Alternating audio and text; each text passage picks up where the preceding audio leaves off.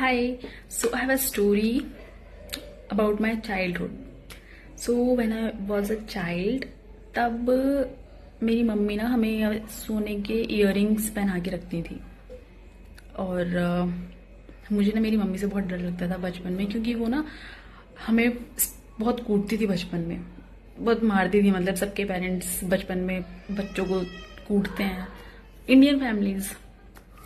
सो मेरी मम्मी भी बहुत अच्छे से कूटा काटी बढ़िया करती थी हमारी, मतलब सही से मारती थी जब मारती थी तो। और स्पेशली पढ़ाई को लेके या फिर कुछ भी चीज को लेके वो अच्छे से कूट देती थी मैं। तो मुझे ना बहुत डर लगता था मम्मी से। तो जब मेरा इयररिंग मैंने जो पहने हुए थे, मम्मी ने जो डाले हुए थे गोल्ड के इयररिंग्स, तो उनमें से ना एक इयररिंग मेरा खो गया था। यस, तो मैं बहुत डर गई थी। स्कूल में खो गया था मेरे से।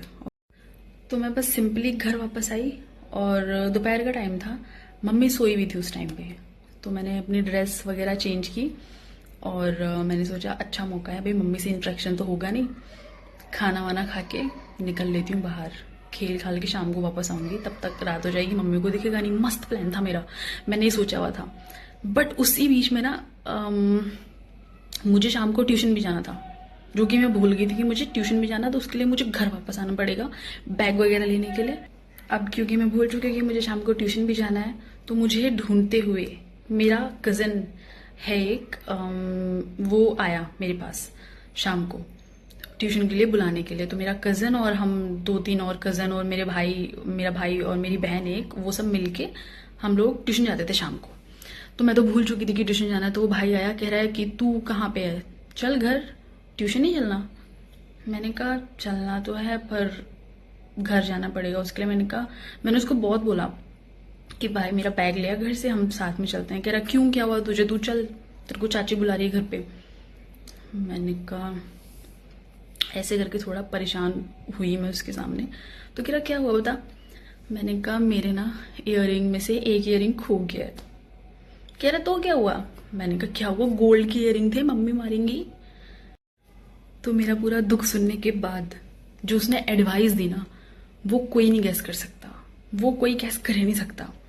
मैं बताती हूँ। उसने मुझे बोला अच्छा इयररिंग खो गए तो चाची भी मारेगी, तो घर जाएगी, तो एक काम कर, तू ना घर से भाग जा। मैंने कहा हाँ यार सही बोल रहा है। मैंने कहा फिर घर से भाग गई तो मम्मी और मारेगी। कह रहे नहीं मारेगी, बच जाएगी तू। मैं कहा हाँ ये आइडिया सही है, घर से भाग जाती हूँ मैं, मम्मी को पता भी नहीं चलेगा और मैं सेफ भी हो जाऊंगी। उसने बोला हाँ। 2 साल बड़ा था वो मेरे से ये एडवाइस देते वक्त, अभी भी 2 साल बड़ा ही है वैसे तो, पर ये क्या एडवाइस होती है। हम भाई अगर तू देख रहा है ना, देख ले तेरी करतूतें। वो तो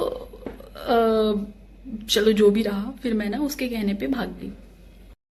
तो मैं एक 8 साल की बच्ची, आई थिंक 7-8 साल की रही होंगी, मेरे को एज याद नहीं है, मैं बिना सोचे निकल गई घर से और कुछ लिया भी नहीं, खाली हाथ खड़ी हो गई मैं जाके एक चौराहे पे अपने, वहां पे जाके मैं खड़ी हूँ। उसने ये नहीं बताया था कि भागने के बाद करना क्या है, कहाँ जाना है, कुछ नहीं। उसने बोला भाग जा बस, और मैं भाग गई। तो फिर ना जब मैं चौराहे पे जाके खड़ी हुई, शायद 1 घंटे के बाद, आसपास 1 घंटे के बाद जब मैं चौराहे पे खड़ी थी, मैं सोच रही हूँ कि यार क्या करूँ यहाँ पे खड़े होके।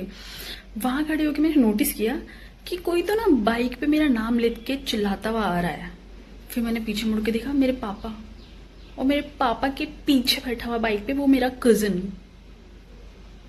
मैंने कहा ये क्यों आ रहा है, मुझे लगा शायद ये मुझे बताने आ रहा होगा कि आगे भाग जा, या मुझे लगा सॉल्यूशन देने आ रहा होगा। बट वो मेरे पापा को साथ में लेके आया, क्योंकि उसको पता था ना कि मैं वहां जाऊंगी। उसी ने मेरे को बोला था कि चौराहे पे जाके खड़े हो जाना। अब वो मेरे पापा को लेके आया, तो मेरे पापा को बोल रहा है कि ताऊ ये देखो, ये तो यहाँ खड़ी है। इसको मैंने बोला भी था कि कहीं मत जाना, घर चल। मेरे बोलने के बावजूद भी ये भाग गई, तो इसलिए मैं आपको बुलाने आया।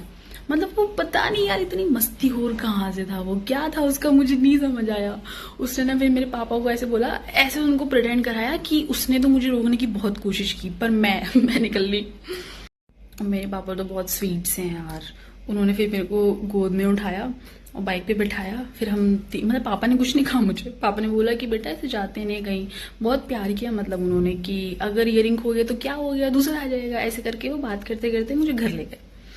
पर घर पे नहीं पता था ना, घर पे तो मम्मी बैठती हैं।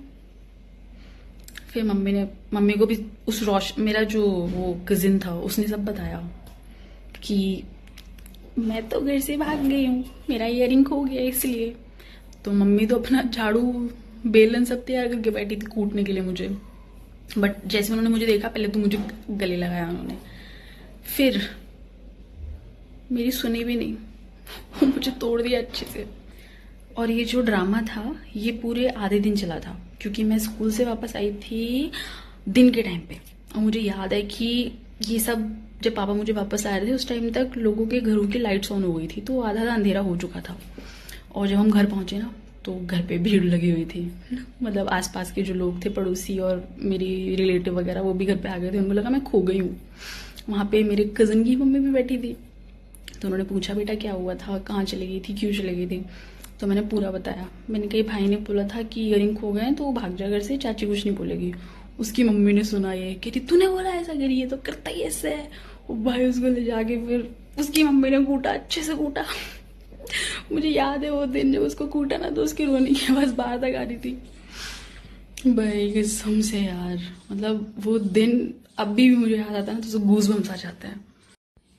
अभी तो फिर हम सब बहुत याद करते हैं ना वो सारे इंसिडेंट। ऐसे बहुत सारे इंसिडेंट है जो हमारे साथ हो रखे हैं। स्पेशली हम लोग जब ट्यूशन जाते थे ना तो हम बहुत सारे ऐसे कजिन्स थे, आसपास ही रहते होते थे, तो हम सब मिल के जाते थे। वो भी बहुत अच्छे अच्छे से वहाँ पे मतलब इंसिडेंट हो रखे हैं, बहुत क्यूट क्यूट मोमेंट्स भी थे।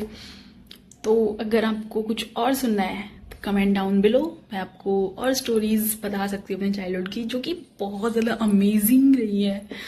तो आज के वीडियो में बस इतना ही, मिलते हैं नेक्स्ट वीडियो में, तब तक के लिए बाय।